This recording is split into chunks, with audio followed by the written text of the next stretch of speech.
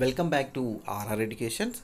APBC group 2 మెయిన్స్లో మనము మన ఆర్ఆర్ ఎడ్యుకేషన్ ఛానల్ నుండి ఏపీ హిస్టరీ అనేవి క్లాసెస్ చూస్తున్నాం. ఈ ఏపీ హిస్టరీ క్లాస్లో మనకు కాకతీయులు అనే టాపిక్ చూస్తున్నాం.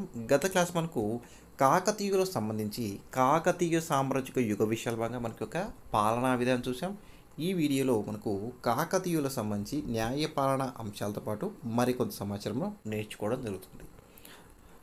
స్టూడెంట్స్ కొందరు సార్ కాకతీయుల యొక్క పీడిఎఫ్ ఎప్పుడు ప్రొవైడ్ చేస్తారు అని వెయిట్ చేస్తున్నారు. సాధ్యమైన త్వరగా మీకు ప్రొవైడ్ చేస్తానండి. కంటెంట్ చాలా ఎక్కువ ఉంది. ఇలా ఎగ్జాంపుల్ చెప్పాలంటే తూర్పు చాళుక్యులు కానీ, శాతవాహన సామ్రాజ్యం కానీ, కాకతీయ సామ్రాజ్యం, విజయనగర డైనెస్టీ, ఇవన్నీ చాలా పెద్ద టాపిక్స్ అండి. కాకతీయ టాపిక్ సాధ్యమైన త్వరలో మీకు అతి త్వరలో మీకు అందిస్తాను. ఓకేనా? నువ్వు డిప్రెషన్కి లోన్ అవ్వద్దు, వెయిట్ చేయండి. ఓకేనా? అవి కంటెంట్ చాలా ఎక్కువగా ఉందండి. మళ్ళీ చెప్తున్నాను, ఏదో కీ పాయింట్ లాగా ప్రొవైడ్ చేసేది కాదు. ప్రతి లైన్ కూడా చెక్ చేసుకోవాలి. రాసేది గ్రూప్ 2 ఎగ్జామ్, ఎస్ఐ కానిస్టేబుల్ కాదండి. అంటే ఎస్ఐ కానిస్టేబుల్ చిన్న జాబ్స్ అని నెగ్లెక్ట్ చేసింది కదండి. ప్రతి జాబు ప్రతి ఒక్క వ్యక్తికి ప్రతి లైఫ్ అండ్ ఎక్కువ కూడిన పని. అర్థమవుతుందా? ప్రతి ఒక్క కాంపిటీషన్ వచ్చే స్టూడెంట్ ప్రతి ఒక్కరు కూడా మంచి ఏపుతోనే వస్తారు. ఓకే, వెయిట్ చేయండి. సాధ్యమైనంత వరకు అతి త్వరలోనే మీకు ప్రొవైడ్ చేస్తాను. ఎండింగ్లో ఉంది. ఓకేనా? ఈ క్లాస్లో మనకు కాకతీయులకు సంబంధించి న్యాయపాలన సంబంధించి అంశాలు చూద్దాం. అంతకన్నా ముందుగా మనకు మన ఆర్ఎడ్యుకేషన్ అత్యంత సమగ్ర సమాచారం మనకు టోటల్ 12 టాపిక్స్ అని చెప్పాను. 12 టాపిక్స్ కంప్లీట్ అయ్యి వీటి యొక్క ప్రైస్ కూడా ₹281 మీకు ప్రొవైడ్ చేయడం జరుగుతుంది. మీలో ఈ పీడిఎఫ్ కావాలంటే 6300498822లో కాంటాక్ట్ అవ్వచ్చు. ఓకే, కంటెంట్ చాలా ఉందండి. ఓకేనా? చూడండి, కాకతీయులు న్యాయపాలన. కాకతీయులు న్యాయ నిర్ణయంలో సంప్రదాయ పద్ధతులని అనుసరించడం జరిగింది. ఓకే, సాంప్రదాయ పద్ధతులని అనుసరించారు ఈ న్యాయ నిర్వహణలో. కాకతీయుల కాలంలో న్యాయపాలన సంబంధించిన ప్రధాన ఆధార గ్రంథం రాజనీతి రత్నాకరం అనే గ్రంథం వెరీ ఇంపార్టెంట్. కాకతీయుల కాలంలో ఈ న్యాయపాలనకు సంబంధించి ప్రధాన ఆధార గ్రంథం ఏదైతే మనకు ఏంటి? రాజనీతి రత్నాకరం. కాకతీయుల కాలంలో న్యాయమూర్తులను ప్రాడ్వివాహకులు అని అంటారు. Very important. గత ఎగ్జామ్లో కూడా ఆడడం జరిగింది. అయితే వీరి కాలంలో న్యాయ విషయాల్లో రాజుకు సలహా ఇవ్వడానికి ప్రాడ్వివాహకులు అనేవారు ఉంటారు. ఓకే, ఈ రాజనీతి రత్నాకర్ అనే గ్రంథం రాజ్యంలోని తగాదాలను లేదా యొక్క సమస్యలను పరిష్కరించేందుకు 4 రకాల సభలు, వీటిని న్యాయస్థానాలు ఉంటాయని పేర్కొన్నది రాజనీతి రత్నాకరం. Very important. ఓకే, ఆ 4 సభలు లేదా న్యాయస్థానాలు: 1 ప్రతిష్టత, 2 అప్రతిష్టత, 3 సముద్రత, 4 శాసిత. మరలే చెప్తాను: 1 ప్రతిష్టత, 2 అప్రతిష్టత, 3 సముద్రత, 4 శాసిత. ప్రతిష్టత అంటే ఏంటి? ఒక నగరంలో కానీ లేదా రాజధాని ప్రాంతంలో కానీ సమస్యల యొక్క పరిష్కారం కోసం తాత్కాలికంగా ఏర్పరిచిన న్యాయస్థానమే ప్రతిష్టత. గుర్తుపెట్టుకోవాలి. ఓకే, ఈ 4 కూడా మనకు ఇంపార్టెంట్. అయితే అప్రతిష్టత అంటే ఏంటి? గ్రామాల్లో సమస్యల పరిష్కారం కోసం తాత్కాలికంగా ఏర్పరిచిన న్యాయస్థానమే అప్రతిష్టత. మరియు సముద్రిత అంటే ఏంటి? ప్రాడ్వివాకులు, మంత్రులు మరియు న్యాయాధిపతుల యొక్క సమక్షంలో సమస్యల పరిష్కారం కోసం ఏర్పరిచిన న్యాయస్థానాలే సముద్రిత. ఏంటిది? సముద్రిత. గుర్తుపెట్టుకోవాలి. మరియు చివరిది శాసిత అంటే ఏంటి? పేరులోనే ఉంది. పాలకుడే అనగా రాజే న్యాయాధ్యక్షుడిగా ఏర్పాటు చేసిన న్యాయస్థానమే శాసిత. గుర్తుపెట్టుకోవాలి. ఓకే, మరలా చెప్తాను చూడండి: 1 ప్రతిష్టత, 2 అప్రతిష్టత, 3 సముద్రత మరియు శాసిత. అడగవచ్చు, కాకతీయ కాలం ప్రతిష్టత అనగేదంటే గ్రామ సభలు కానీ వీటిని న్యాయస్థానాలు కూడా చెప్పవచ్చు. ప్రతిష్టత అనగా ఒక నగరంలోని లేదా రాజధానిలోని సమస్యల పరిష్కారం కోసం ఏర్పాటు తాత్కాలిక న్యాయస్థానమే ప్రతిష్టత. పోనీ అప్రతిష్ట అంటే గ్రామ స్థాయిలో సమస్యల పరిష్కారం ఏర్పాటు చేస్తుంది.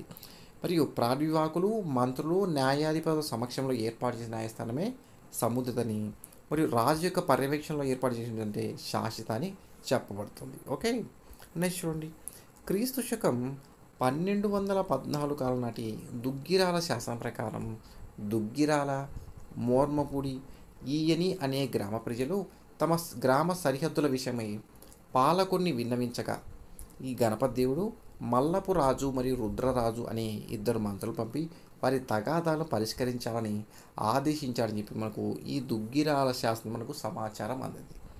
నోట్ చూడండి, గ్రామాలలో తగాదాలను పరిష్కరించడానికి రాజాజ్ఞపై ప్రత్యేక ఉద్యోగులు నియమించే ఆచారం ఉన్నట్లు ఈ దుగ్గిరాల శాసనం తెలుపుతుంది. Very very important. Okay, next, ఈ ఉద్యోగులు స్థానిక మహాజనుల సహాయంతో తగాదాలు తీర్చేవారిని, ప్రత్యేక నేరాలను విచారించడానికి నిపుణుల యొక్క ధర్మాసనాలు ఏర్పాటు చేసినట్లు మనకు క్రీడాభిరామ అనే గ్రంథం తెలుపుతుంది. వినుకొండ వల్లభామిత్రుడి క్రీడాభిరామ గ్రంథం మనకు ఈ సమాచారం తెలుపుతుంది. రాజనీతి రత్నాకరం అనే గ్రంథం అప్రతిష్టత, సముద్రిత అనే న్యాయస్థానాలు సమస్యల పరిష్కారం చేసేవిగా తెలిపింది.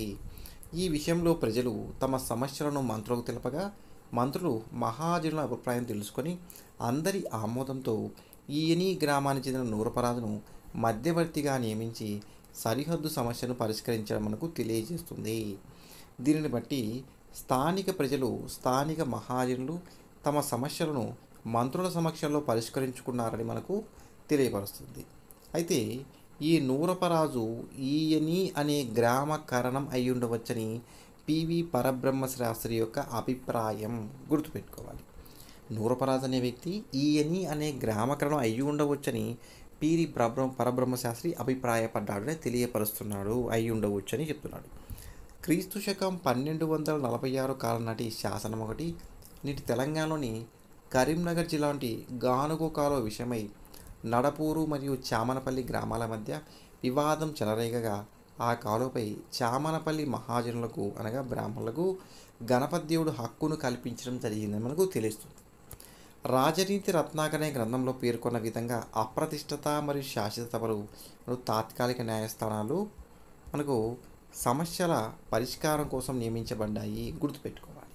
ఓకే, నెక్స్ట్ చూడండి, క్రీడాభిరామం అనే గ్రంథం ప్రకారం క్రీడాభిరామం అనే గ్రంథం ప్రకారం న్యాయ సంబంధ తగాదాలు ప్రజలు మహాజనుల అభిప్రాయాలను గౌరవించి పాలకురించి నియమించబడి న్యాయమూర్తులు తీర్పు చెప్పేవారని తెలుస్తుంది.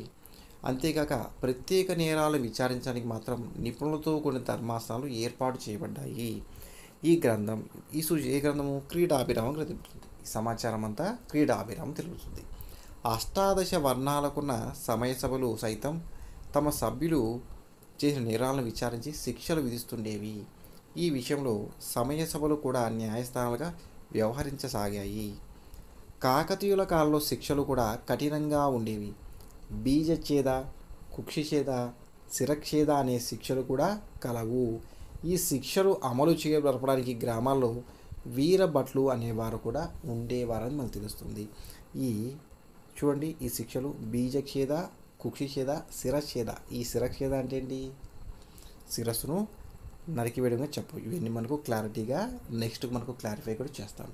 ఓకే, బీజఛేద అంటే ఏంటి, కుక్షిఛేద అంటే, శిరఛేద అని మనం శిక్షల కాలం మనకు ఆ టాపిక్ వరకు వచ్చి మనకు క్లారిఫై చేస్తాను. ఓకే, కాకతీయుల కాలంలో ఒక స్త్రీ యొక్క ఆస్తి ఆమె కుమార్తెకు వారసత్వపు ఆస్తిగా సంపూర్ణంగా సంక్రమిస్తుంది అనే విషయాన్ని లేదా ఈ సమాచారాన్ని మనకు విజ్ఞానేశ్వర్యం అనే గ్రంథంలో పేర్కొన్నాడు కేతన. Very very important. ఇది 2018 గ్రూప్ 2 మెయిన్స్ యొక్క హిస్టరీ కోసం. ఓకే, మళ్ళీ చెప్తాను. కాకతీయుల కాలంలో ఒక స్త్రీ యొక్క ఆస్తి అనేది ఆమె కుమార్తెకు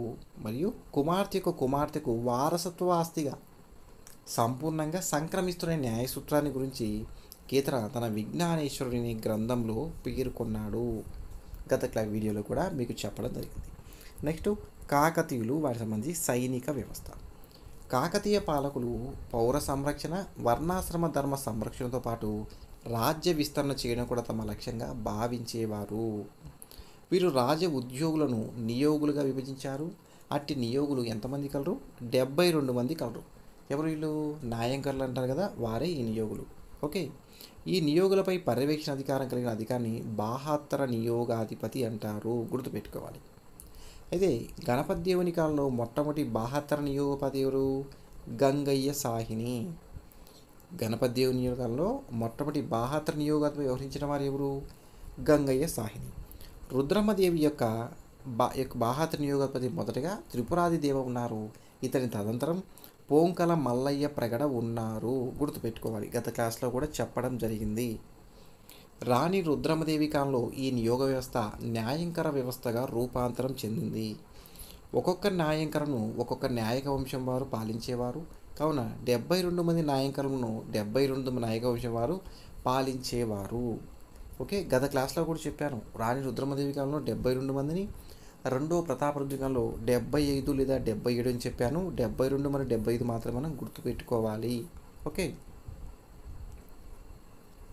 ఓకే నోట్ చూడండి.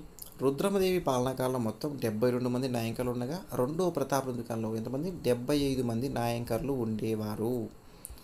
కాకతీయుల కాలం నాటి సైన్యంను 2 రకాలుగా విభజించవచ్చు. ఒకటి అండి, 3 టైప్స్.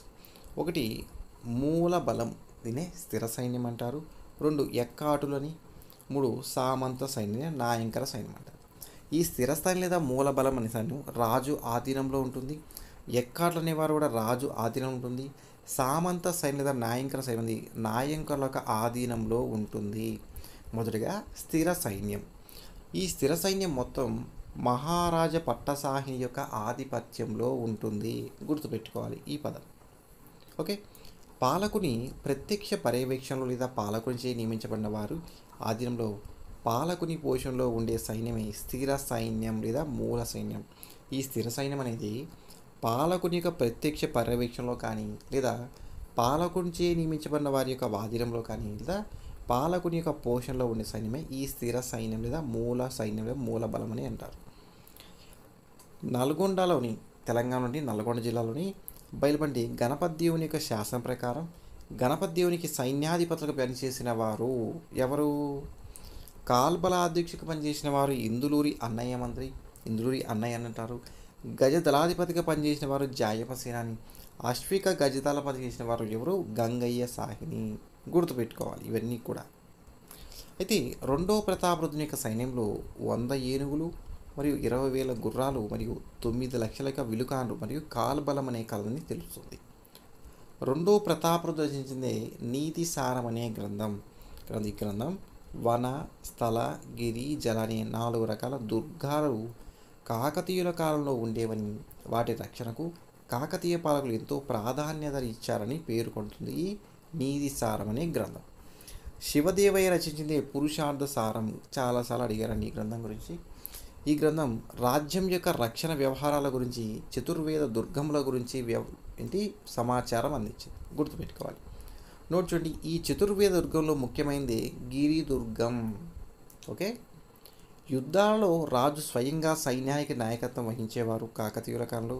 మరియు ఈ రాజు క్రింద పెద్ద సైన్యాధిపతిని సకల సైన్యాధిపతి అంటారు. కాకతీయుల కాలంలో మనకి యుద్ధ సమయంలో రాజే నాయకత్వం వహిస్తారు. మరియు రాజు కింద పెద్ద సైన్యాధిపతిని ఎవరు ఏమంటారు? సకల సైన్యాధిపతిగా అంటారు. కాకతీయుల కాలంలో యుద్ధ సమయంలో సైన్యం ఉపయోగించేటువంటి కొన్ని పరికరాలు చూద్దాం. ఇంపార్టెంట్ అండి ఇవన్నీ. అవి ఒకటి మాంజనికలని, గర్గజాలని, సాబత్లు అని మరియు శాషబ్లు అంటారు. మాంజనికలు అనేవి రాళ్లను విసిరే యంత్రాలుగా చెప్తారు. గర్గజాలని సైన్యము తీసుకోవడానికి వీలుగా కర్రతో ఏర్పడిన వేదికలు. శాబత్లు అనేవి కర్రతో నిర్మించిన సొరంగపు యొక్క దారులు. శాషబ్లు అనేవి వడిసె యంత్రాలను కోట్లోకి తీసుకువెళ్ళడానికి చేసే మట్టి స్లోపులు అని చెప్పవచ్చు. నెక్స్ట్ చూడండి, ఇవన్నీ చూడండి కొన్ని యొక్క పరికరాలు. ఓకే, రాళ్ళని విసే యంత్రాలు మాంజనికలు అనేవి, సైన్యము తీసుకోవడానికి వీలుగా ఉండే కర్రతో చేసిన వేదికలు, ట్రాన్స్పోర్టేషన్కి గర్గజాలని, కర్రతో నిర్మించిన సొరంగ దారులు, సొరంగాలు అంటాం కదా, శాషబులు చెప్తాం. వడిసె యంత్రాలను కోర్టులో తీసుకెళ్ళడానికి చేసే మట్టి స్లోపులు అని చెప్తున్నారు. ఈ యంత్రాలు చేసే రాజ్యంలోకి కోర్టులో తీసుకెళ్ళి చేసేవి శాషబులు అని చెప్తున్నారు. నెక్స్ట్ చూడండి, గణపతి దేవుడు తన సైన్యంలో రెడ్లు, వెలములు, కమ్మవారికి అధిక ప్రాధాన్యత ఇవ్వడం జరిగింది. రెండో ప్రతాపుడు తన సైన్యంలో వెలమ కులానికి అధిక ప్రాధాన్యత కల్పించారు. గుర్తుపెట్టుకోవాలి. గణపతి దేవుడు అయితే రెడ్లు, వెలములు, కమ్మవారికి, రెండో ప్రతాపుడు అంటే ఓన్లీ వెలమ కులానికి అధిక ప్రాధాన్యత ఇవ్వడం జరిగింది. నోట్ చూడండి, కాకతీయుల యొక్క సైన్యంలో కాకతీయ సైన్యంలో అన్ని ప్రముఖ వర్ణాలకు కూడా ప్రాతినిధ్యం ఉన్నట్లు మనకు శాసనాల ద్వారా తెలుస్తుంది మనకు. కానీ వెలమల యొక్క ప్రాబల్యం ఎక్కువని ప్రతాప చరిత్ర అనే గ్రంథం తెలుపుతుంది. రాసిన వారు ఏకామ్రనాథుడు. Very very important. కాకతీయ సైన్యంలో గత ఎగ్జామ్లో అడిగానండి. కాకతీయ సైన్యంలో మనకు వెలమల యొక్క అధిక ప్రాధాన్యతను తెలిపించిన గ్రంథం మనకు ప్రతాప చరిత్ర. రాసిన వారు ఏకామ్రనాథుడు. గుర్తుపెట్టుకోవాలి. ఎక్కాటులు వీరు రాజు ఆధీనంలో ఉంటారు. కాకతీయుల కాలాటి రిజర్వ్ సైన్యం లేదా సిద్ధ సైన్యంని ఎక్కాట్ లేదా ఎక్కటులు అంటారు. ఈ ఎక్కట్లను ఒంటరులు అనే కులం నుండి ఎంపిక చేశారు. ఇదొక కులం అండి. ఓకే, మనకు ఎగ్జాంపుల్గా ఓసీ ఎస్సీ బీసీలో మనకు చేతి వృత్తుల కులాలు ఉంటాయి కదా బీసీ క్యాస్ట్లో, అలానే వీరి వాళ్ళు మనకు చెప్పవచ్చు. ఎగ్జాంపుల్గా మనకు ఒంటరి కులాలను వీరిగా ఈ సిద్ధ సైన్యం లేదా రిజర్వ్ సైన్యంలో ఈ కులస్తులను ఎంపిక చేయడం జరిగింది. గుర్తుపెట్టుకోవాలి. ఓకే, సామంత సైన్యం, దీని న్యాయంకర సైన్యం అంటారు. ఈ విధానం ప్రవేశపెట్టిన వారు ఎవరు? రాణి రుద్రమదేవి. ఓకే, దీన్ని విస్తరించి పటిష్టపరిచిన వారు ఎవరు? రెండవ ప్రతాపరుద్రుడు. గుర్తుపెట్టుకోవాలి. చాలాసార్లు రిపీట్ చేస్తున్నాను చూడండి. రాజ్యంలో నైపుణ్యం గల శక్తివంతమైన మరియు దయశేషభక్తి, నైపుణ్యం గల వారిని, శక్తివంతమైన వారిని, దేశభక్తుల యోధులను ఈ సైనికులుగా తీసుకునేవారు కాకతీయుల కాలంలో. రాజ్యానికి విధులుండి సామంతుల సైన్యమును అధిపతులుగా నియమించారు. అలానే సామంతులు సైన్యాన్ని పోషిస్తూ రాజ్యాన్ని అంతర్గత విదేశీదారుల నుండి కూడా రాజ్యాన్ని కాపాడవలసి ఉంటుంది. ఇందుకు గాను సామంతులకు లేదా అతనికి నాయక అనే బిరుదు ఇవ్వబడుతుంది. ఇది యుద్ధ సమయంలో రాజ్యాన్ని కాపాడడానికి నాయక అనే బిరుదు కూడా ఇవ్వబడుతుంది. పాలకులు నాయకుల పాలకులు ఈ నాయకుల యొక్క నిస్వార్థ సేవకు దేశభక్తికి ప్రతిఫలంగా రాజ్యంలోని గ్రామాలను భూములను వారికిచ్చి భూమి శిస్తు వసూలు చేసే హక్కు కల్పించారు. ఇలాంటి గ్రామాలను నాయంకరాలు అంటారు. గుర్తుపెట్టుకోవాలి. ఈ నాయకులు తమకు ఇచ్చినటువంటి గ్రామాల్లో మొదటిగా శాంతి భద్రతలను కాపాడాలి. వారి యొక్క విధి రాజుకు విధేయత ప్రకటిస్తూ విధిగా కప్పం చెల్లించడం వీరి యొక్క విధులను కలిగి ఉంటారు. రెండు విధులు కూడా శాంతి భద్రత కాపాడడం, రాజుకు విధేయతగా ప్రకటిస్తూ కప్పం చెల్లించడం యొక్క నాయకుల యొక్క ముఖ్యమైన విధులుగా చెప్పవచ్చు. ఈ నాయంకర విధానాన్ని భూస్వామ్య విధానమని, సామంత విధానమని కూడా అంటారు. కాకతీయులు కూట యుద్ధము అనేదాన్ని అనుమతించినట్లు సకల నీతి సమ్మతం అనే గ్రంథం తెలుపుతుంది. గత ఎగ్జామ్లో అడిగారు కాకతీయులు పాటించే యుద్ధ రకం అని చెప్పి కూట యుద్ధం, దీని గురించి ప్రస్తావించిన గ్రంథం సకల నీతి సమ్మతం. గుర్తుపెట్టుకోవాలి. చూడండి, ఈ సకల నీతి సమ్మతం అనే గ్రంథం ఒక్కటగూడ యుద్ధమున నొక్కర శత్రు వధించిన జయం బెక్కుడు కలిగి పాపమిక ఇంచుగలగదు నిశ్చయంబు అని ప్రస్తావించింది. ఓకే అండి. కాకతీయులకు సంబంధించి ఆర్థిక వ్యవస్థ ఉంది. మన క్లాస్ కోసం వెయిట్ చేస్తారని చెప్పేసి ఇంతటితో నెక్స్ట్ మనం మళ్ళీ ఆర్థిక వ్యవస్థ మనకు క్లాస్ చేసుకోవడం జరుగుతుంది. ఈ క్లాస్ మనకు ఆర్థిక సంబంధించి ఇక్కడ స్టాప్ చేస్తున్నాను. ఖచ్చితంగా పీడిఎఫ్ అయితే ప్రిపేర్ చేస్తున్నారండి. ఎండింగ్లో ఉంది. చాలా పెద్ద టాపిక్ అండి. కాకతీయ టాపిక్, తూర్పు చాళుక్యుల చాలా పెద్ద టాపిక్. ఓకే, వీళ్ళంత త్వరగా మ్యాక్సిమం మీకు రెడీ చేస్తున్నారు. త్వరగా అందించడం కూడా జరుగుతుంది. చెప్పాను కదండి.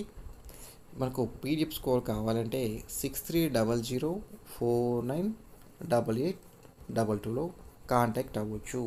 అత్యంత సమగ్ర సమాచారంతో గురించి పీడిఎఫ్స్ అందిస్తున్నాం. బిఎస్ఎల్ హనుమంతరావు మరియు తెలుగు అకాడమిక్ సోర్స్తో మనకు ప్రిపేర్ చేయడం జరుగుతుందండి.